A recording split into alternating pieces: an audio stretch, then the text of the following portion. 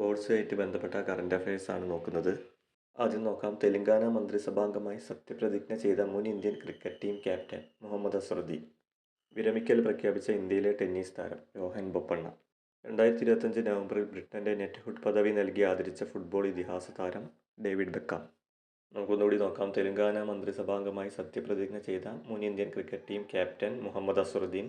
വിരമിക്കൽ പ്രഖ്യാപിച്ച ഇന്ത്യയിലെ ടെന്നീസ് താരം രോഹൻ ബൊപ്പണ്ണ. രോഹൻ ബൊപ്പണ്ണ ഏത് കായികവുമായി ബന്ധപ്പെട്ടാണെന്ന് ചോദിക്കും. ടെന്നീസ് താരമാണ്. 2025 നവംബറിൽ ബ്രിട്ടന്റെ നെറ്റ്ഹുഡ് പദവി നൽകി ആദരിച്ച ഫുട്ബോൾ ഇതിഹാസ താരമാണ് ഡേവിഡ് ബെക്കാം. ഡേവിഡ് ബെക്കാം പഴയ ഇംഗ്ലണ്ട് ഫുട്ബോൾ പ്ലെയറായിരുന്നു. ഇനി അടുത്തത് നോക്കാം. ഏഷ്യ കപ്പ് ആർച്ചറി ചാമ്പ്യൻഷിപ്പിനുള്ള ഇന്ത്യൻ ദേശീയ ടീമിൽ ഇടം നേടിയ പാരാ ആർച്ചറി താരം ശീതൾ ദേവി. ഹരിയാന സംസ്ഥാന വനിതാ കമ്മീഷന്റെ ബ്രാൻഡ് അംബാസിഡറായി നിയമിതയായ ഇന്ത്യൻ ക്രിക്കറ്റ് താരം ഷെഫാലി വർമ്മ. IBSF ലോക സ്നൂക്കർ ചാമ്പ്യൻഷിപ്പ് കിരീടം നേടുന്ന ആദ്യ ഇന്ത്യൻ വനിതയാണ് അനുപമ രാമചന്ദ്രൻ. ഇതിൽ ശീതൾ ദേവി വളരെ ഇമ്പോർട്ടൻ്റ് ആണ്. പാരാ ആർച്ചറി താരമാണ്. ഏഷ്യ കപ്പ് ആർച്ചറി ചാമ്പ്യൻഷിപ്പിനുള്ള ഇന്ത്യൻ ദേശീയ ടീമിൽ ഇടം നേടിയ പാരാ ആർച്ചറി താരം ആരെന്ന് ചോദിച്ചാൽ ശീതൾ ദേവി.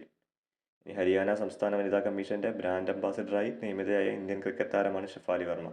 ഷെഫാലി വർമ്മ ഏത് കായികവുമായി ബന്ധപ്പെട്ടിരിക്കുന്നു? ഇന്ത്യൻ ക്രിക്കറ്റ് താരമാണ്, വനിതാ ക്രിക്കറ്റ് താരമാണ്. IBSF ലോക സ്നൂക്കർ ചാമ്പ്യൻഷിപ്പ് കിരീടം നേടുന്ന ആദ്യ ഇന്ത്യൻ വനിതയാണ് അനുപമ രാമചന്ദ്രൻ.